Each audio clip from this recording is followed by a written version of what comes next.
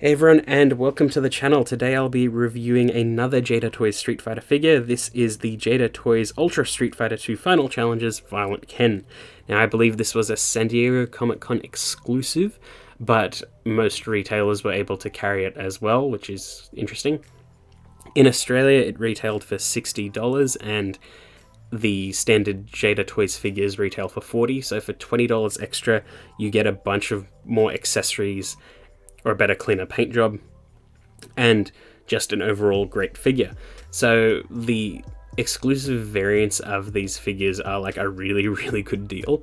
The Evil Ryu before it was really good, and I'm looking forward to the pink Chun-Li, which hasn't come out yet for Australia, but I am keen to see that one as well.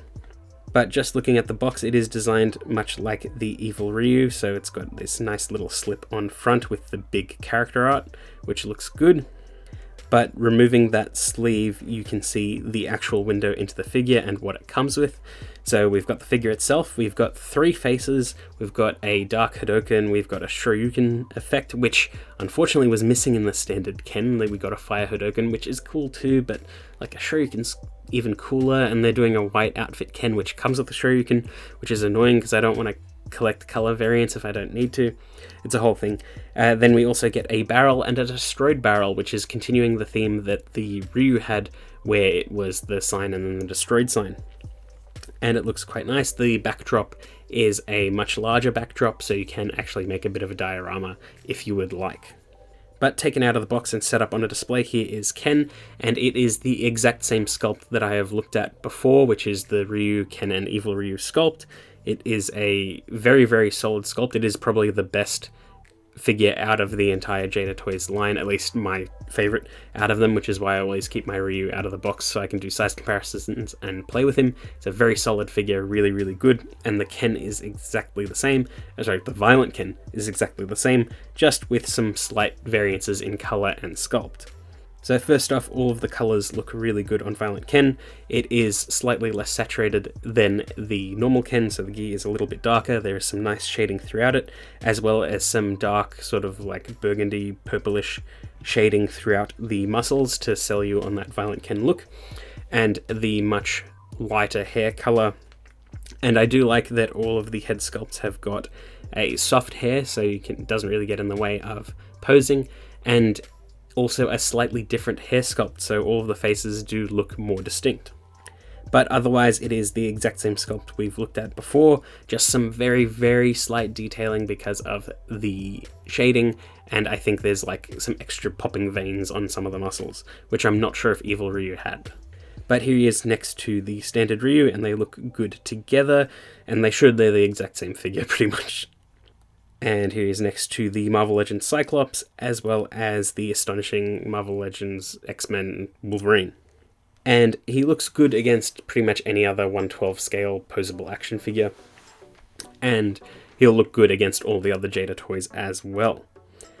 As for posability, it is the exact same we've seen before, so ball joint at the head and neck, which allows for pretty good movement. The hair is flexible, so it doesn't get in the way of anything. You can look down that far and up that far. Arm can rotate all the way around. The gi is flexible, so it doesn't get in the way of anything. The arms can butterfly a little bit. The elbow has a double bend.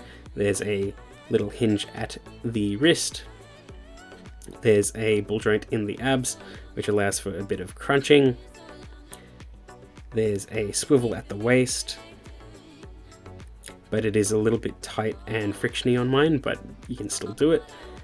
He can do the splits that far, kick forward and back that far, swivel at the upper thigh, double bend at the knee, as well as a pivot and bend at the ankle. So the exact same thing we've seen before. Much like the other Jada Toys figures, all of the joints are very solid, so it takes a little bit of work to get at them. I am worried I will break them one day, but so far it's fine and they are inexpensive. As for faces, we get a smiling face out of the box, which looks pretty good. We've also got a teeth-gritted angry face with slightly actiony hair, as well as a mouth-open shouting face with really windswept hair, which looks a little bit funny depending on the pose you've got him into. But with his accessories, you can get him into the standard assortment of Ken poses, and these Jada toys are really nice and posable anyway, so you can pretty much achieve anything that they could in Street Fighter. so it's nice and easy swapping out everything and getting him into classic poses like a Shoryuken or a Hadoken.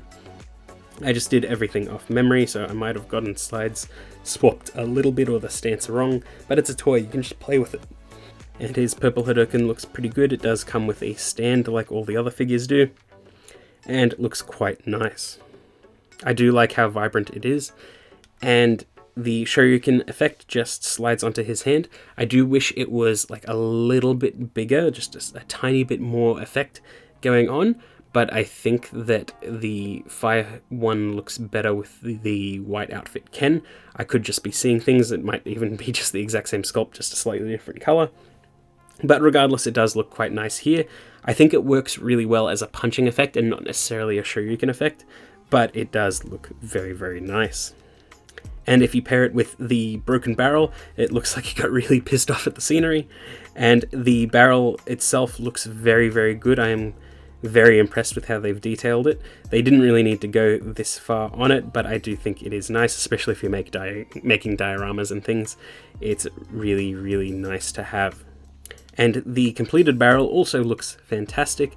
I'm really glad that they do stuff like this. It's just like a nice little added bonus, and for like $20 more in Australia, you get extra accessories like the barrels, but you also get extra like effect parts like the Shoryuken, extra faces.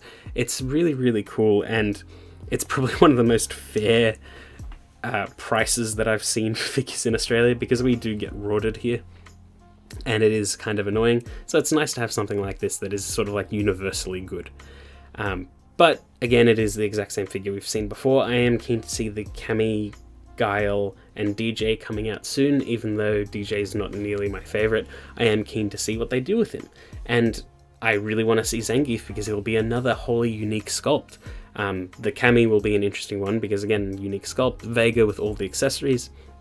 I just want to see what they do with this line, especially since they've announced literally everyone and shown literally everyone at San Diego Comic-Con, which was really, really cool. But yeah, that's pretty much it. It's another fantastic release. If you're collecting them all, yeah, go ahead for it. If you don't have a Ken, I guess this would be a good one to get. If you've already got the Ryu, it is the exact same figure, just with more stuff. So I guess that works out quite well as well. But yeah, that's pretty much it. I hope you enjoyed that video, and I will see you all next time.